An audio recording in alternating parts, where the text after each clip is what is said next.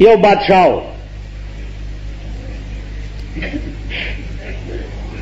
یو سړی په لاره روانو تپوس یې ترې وکړو چې کاکا چېرته ځې؟ خر یې مخکې و دی ورپسې و او ته روان یم غریب سړی ما بادشاہ ورته وی چې څه وی هغه به درکړم خو زه درنه یو څو تپوسونه کوم د هغې جواب راکړه ته چې څه وی زه به درکړم خروالا ورته ویل چې ووایه وی اول خو مې دا سوال دی در باندې چې د دنیا منځ کم یو دی خروالا و خو زمونږ د پاکستان خروالا نه و هوښیار خروالا هغه ورته د دنیا منځ ویلی و وی راځه دا خو دې ویل دومره معمولي خبره وکړه چې زما دې خر تم معلوم دی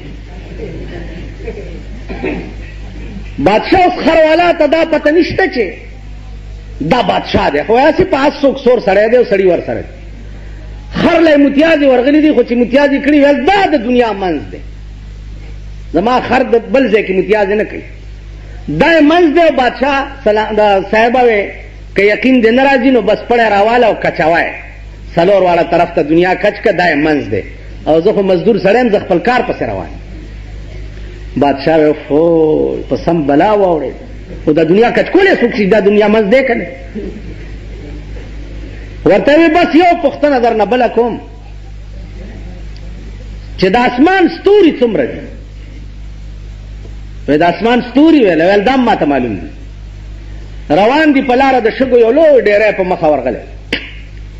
ویل دا شګې دي ویل د اسمان ستوري دومره دي که یقین دې نه راځي نو ویې شماره دا ذرات وشماره دومره دي بادشاہ وی ښه ده کاکا آخرینی تپوس درنه کومه چې دې وخت کې خدای څه کار کوي دې وخت ورته وی برادره دوه سوالونه مې در ستا حل کړه زه پیاده روان یم ته په اس سورې دومره سپک خو راته مه ګوره ته راکوشه لخته واله دا خر شړه زه به په دې اس سور شم بیا ته تپوس وکړه او زه به جواب درکړم الله دې سره د عقله بادشاہ په غرونو سر راکوشو خروالی په اس کېنولو د لګر لخته واغسته خر شړه کله کله سره د عقله او سره د عقله لیونې په غرونو سر شوې ولې سره د عقله که تاسو خیال وکړئ په دې پاکستان کې صرف دیر ډویژن ته د اسلام ډېر ضرورت و یعنی آغاز د اسلام د دیر نه کیږي با سوات ډویژن نه نو ما دا دیر څه غار حرا دی چې اول اسلام به د دغه ځای نه را دغه کیږي دا اوس الله دی چې چانه فهم والی چانه عقل والی چانه سمجھ والی بادشاہ سره د عقله په ټپ وړوند کو راکوشو خروالای په اس کېنولو د لرګی واغستو خر یې شړلو ویل اوس تپوس وکړه ویلې په دې مې پوه کړه چې دې وخت کې خدای څه کار کوي هغه اس له لته ورکړه ویل دې وخت کې خدای دا کار کوي چې تا نه اس واغستو مال یې راکړو او لاړو تاسو خیال راغی دې وخت کې خدای څه کوي نو د خدای شؤون دي شان دی په هر وخت کې خپل خپل شان اوس دې وخت کې څه شان دی دې وخت کې دا شان دی چې ته خروالا کړې او زه یې په اس سور کې موته نه لاړم عزیزانو عرض مې دا و چې په دې کائنات کې د الله وجود دی او کل یوم هو فی شان څه معنا کل یوم هو فی شان چی شان است چی شان یعنی اوصاف کمالے تو ندارت پایا کل یوم هو فی شان هر ورځ د الله په یو نوي شان کې چی شان است چی شان یعنی اوصاف کمالے تو ندارت پایا اے الله ستا د کمال اوصاف چې دي د هغې انتها نشته په دې کائنات کې سوچ که هر طرف باندې چې سوچ کې یو ځای کې به د دماغ ودري مخکې به نشي نو عرض مې دا کولو چې الله ستا په دې دومره غوندې سرګوټي کې دا براشي چې خدای چا پیدا کړي. نو عزیزانو د خدای تعریف بس دا کوي. خدای ته خدای ځکه وایي خود آ. خدای معنا څه؟ خود آ. دا بیا علماو نه تپوس کوي چې خود آ څه معنا ده. بله خبره دا ده چې د الله په تعریفونو کې یو تعریف دام دی چې ما لا ابتداء له ولا انتها. د الله ابتدام نشتا. ابتدا دا معنا چې یو شی مخکې نه اوس پیدا شو نو ابتدا یې شروع شوه. انتها دا معنا چې و او ختم شو انتها یې وشوه. نه، ما لا ابتداء له ولا انتها. دا الله لوی تعریف دا دی چې نه ابتدا لري او نه انتها لري. وجود دې څه شی. بیا علماء فلاسفه او منطقیان یو باس کوي چې الله کلی دی او که جزئی دی. دا هم هغې د خپل عقل مطابق اسونه زغلوي. که جز دی نو کل څه دی، که کل دی نو د اجزای څه دي او مرکب د څه شي. لکه زه اوس یو کلی یم، زه کلی یم، زما اجزا دي خاوره، اوبه، اور، فلان. خیالم راغی؟ که کلی دی نو اجزای څه دي. د دوی دماغونه هم چې یو ځای ته لاړ شي نو هلته ودرېږي، هغې نه په مخ کې نه شي. لکه دا طالبان حضرات پوهېږي په حکمت کې یو باس راځي هایولا. هایولا څه شی دی؟ ټول کتاب خلاص شي خو نه طالب پوه شي چې هایولا څه بلا ده او نه پې استاذ پوهي چې هایولا څه بلا ده. بس یو گردان دی، پنبه ده او پشم دی او پلانې دی او پلانې دی او پلانې دی. زمونږ یو استاد مونږ په د هدایت الحکمت کې چې ډېر تنګ کو، هغه وی هایولا دا شی دی راشي چې نه ستاسو عقل ورځي او نه زما. داسې ګوتې دواړه ونیوې، وی د دې دواړو ګوتو په دې منځ کې چې دا کومه علاقه ده دا هایولا دی. اوس که دغه نو دوربین والا راوړي چې ویې ګورئ چې دا هایولا څه شی دی. خیال م راغی؟ دا فلاسفه او حکما چې دي د دوی هم دماغ یو ځای ته چې لاړ شي هلته ودرېږي. عزیزانو دین هغه شی دی چې چېرته د انساني عقل خاتمه وشي هلته د دین ابتدایي. انساني عقل چې ختم شي هلته د دین ابتدایي. نو دین د عقل نه خلاف شی نه دی. خبره دا ده چې د انساني عقل رسایي دین ته نه کي. تاسو خیال راغی؟ لکه یو سړی تپوس وکړو چې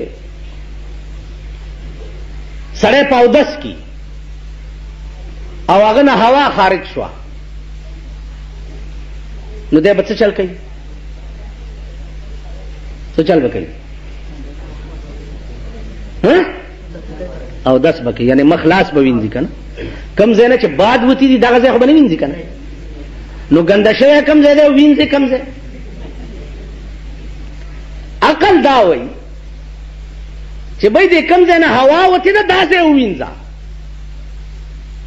نو هوا کوم ځای نه ووته او وینځې مخ لاس او خپې. عقل دا دې عقل داسې مثال دی لکه زمونږ په دې ملک کې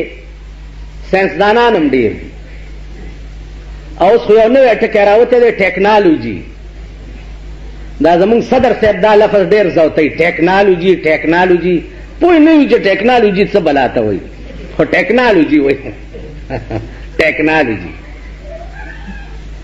یو صحیح معنو میں ټکی ډېر وایي او یو ټیکنالوجي ډېر وایي. نو دغسې دا ټیکنالوجي والا چې دي که نه دا یو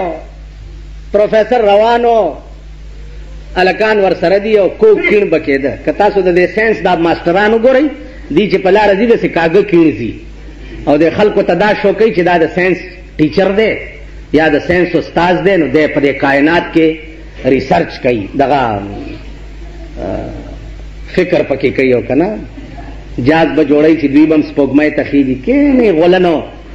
سپوږمۍ ته چې څوک خېږي مچۍ نوري چې غولې شاتي پاکستان ته ګوره سپوږمۍ ته خطو ته ګوره نه پرېږده چې دا ښځې ګرځئ نن مې کتو بله ورځ یې واده شوی دی نن یې بربنډه لونډه ځان سره کېنولې وه او ګرځولی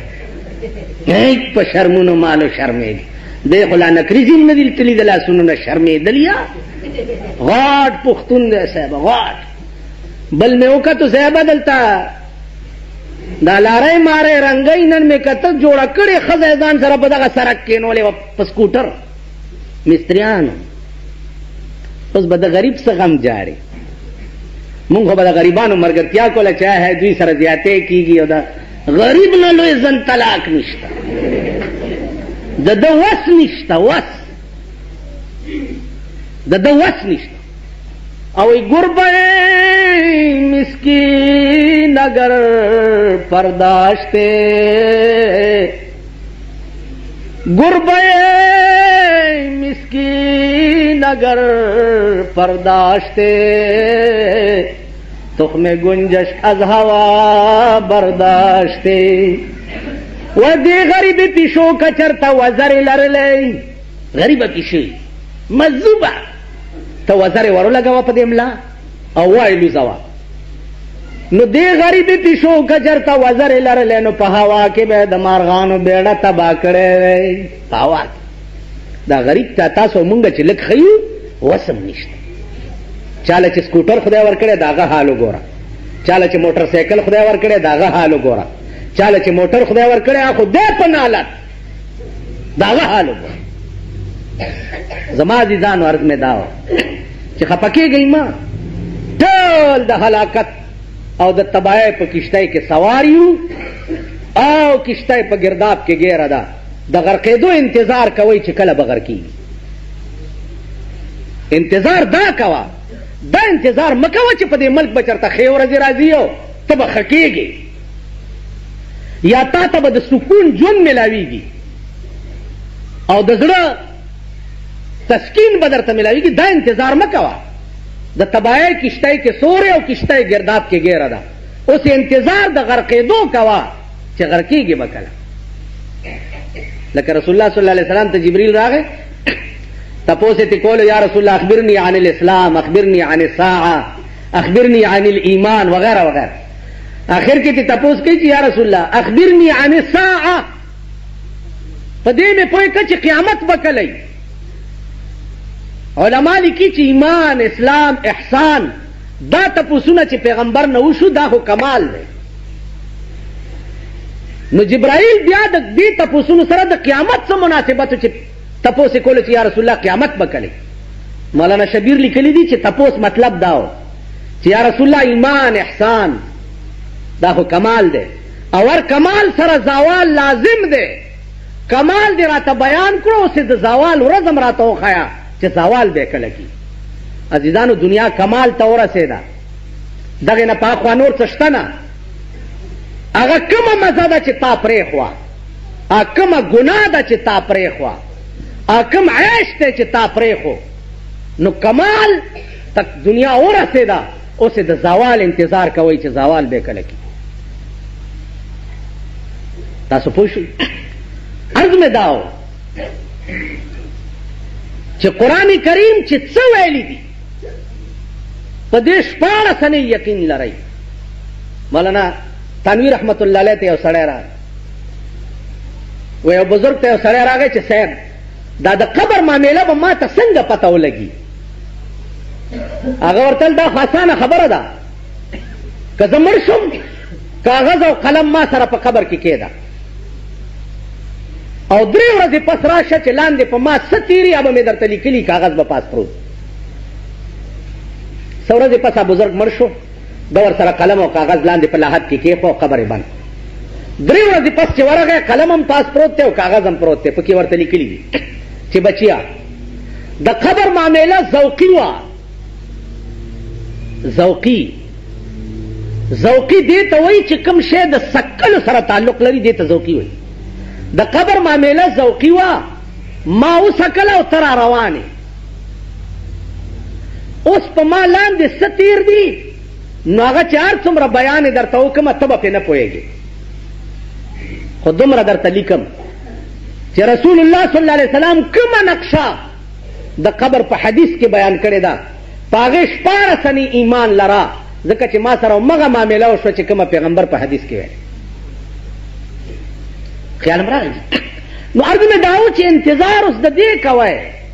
چې کېږي به څه نتیجه او انجام به زمونږ څه قرآن کریم د خدای کلام دی خبره مې دا درته لنډه غوندې کوله چې اسلام سره ټوکې خوند نه کوي مخول خوند نه کوي قرآن عام اعلان کړی دی چې یا ایها الذین آمنوا ادخلوا فی السلم کافة ادخلوا فی السلم کافة ولا تتبعوا خطوات الشیطان اے ایمان والاو ادخلوا فی السلم کافة په ټول اسلام کې داخل شئ ولا تتبعوا خطوات الشیطان د شیطان د لارو اتباع مه کوئ افتؤمنون ببعض الكتاب وتکفرون ببعض په بعضې کتاب ایمان راوړه او په بعضې مه راوړه دا کار مه کوئ تورات وګورئ ټول تحریف شده کتاب د وخت علماو یهودو پکې قسمه قسم لوبې کړي زبور وګورئ وجود نشته انجیل وګورئ چې د انګریزانو کتاب دی تاسو وګورئ د هغې اصلي کتاب وجود نه دی پاتې بالکل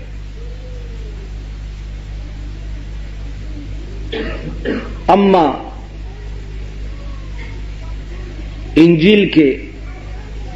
خدای پاک دا کوم ځای کې ویلي دي چې عیسی علیه السلام زما زوی دی یا په انجیل کې الله دا کوم ځای ویلي دي نعوذ بالله چې بی بی مریم زما ښځه ده دا د انګریزانو مذهب دی بی بی مریم متعلق وایي چې دا د خدای ښځه ده او عیسی علیہ السلام متعلق وایي چې دا د خدای زوی دی لکه یهودو به وی وقالت اليهود عزیر ابن الله یهود وایي چې عزیر علیہ السلام د خدای زوی دی وقالت النصارى عیسی ابن الله او نصارا وایي چې عیسی علیہ السلام د خدای زوی دی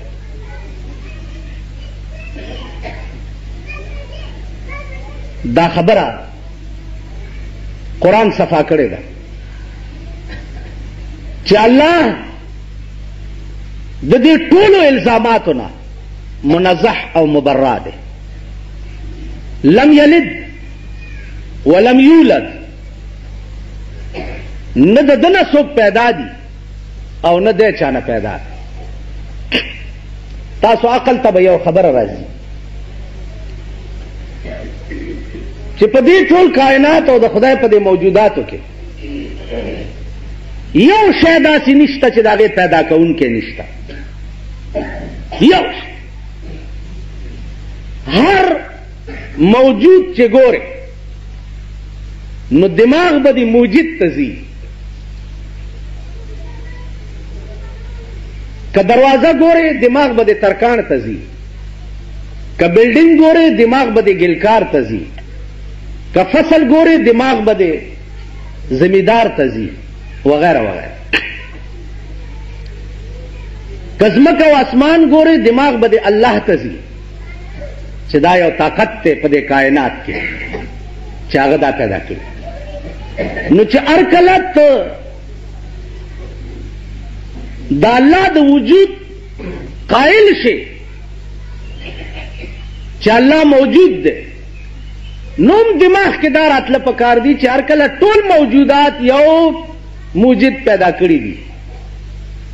نو الله موجود دی چې دی چا پیدا کړی دی خیال هم راځي خبرې ته تمام موجودات دا دلالت کوي په دې باندې چې څوک داسې شته چې دا شی جوړ کړي. ګوره اے بزرگ وہی ہر چیز سے ہے تیری کاریگری ٹپکتی، یہ کارخانہ تو نے کبرائے گاں بنایا، آب رواں کے اندر مچھلی بنائی تو نے اور مچھلی کے تہرنے کو آب رواں بنا. پدے کائنات کی بیا مختلف قسم انواع مختلف تازر نسما او بو کے دے ڈوبوم صاحب در نوزی او مائے دو بو نروبا سنو ثابت یوزی. حیوان تمے او حیوان مائم دے تا حیوان اوبو کی دے ڈوبوم مر بشے، آ حیوان دے اوبو نروبا سا مر بشے، اوبو کی چیوی جوندے. تا مختلف انواع دی پدے کائنات کے او ټول دال دی پدے باندے چې دا داغه مصنوعات تی او الله د دې خالق او مالک دی. دماغ تدام راتله پکار دی چې ارکله تمام موجودات خدای پیدا کړی دي، نو عقل د دې تقاضا کوي چې نو خدای چا پیدا کړی